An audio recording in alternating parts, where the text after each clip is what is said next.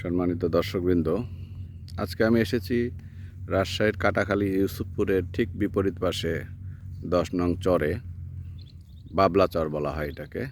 এখানে দেখেন যে শত শত গরু ঘাস খাচ্ছে।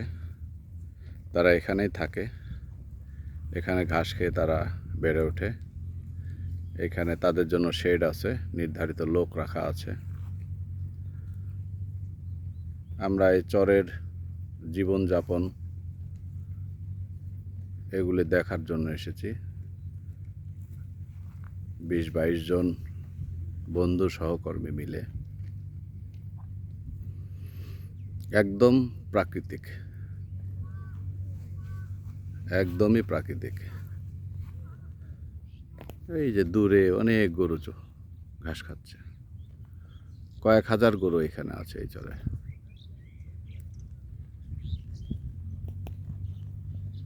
এই যে আমাদের সহকর্মীরা দূরে আসতেছে এদিকে। প্রকৃতি সবসময় সুন্দর। ধন্যবাদ সবাইকে।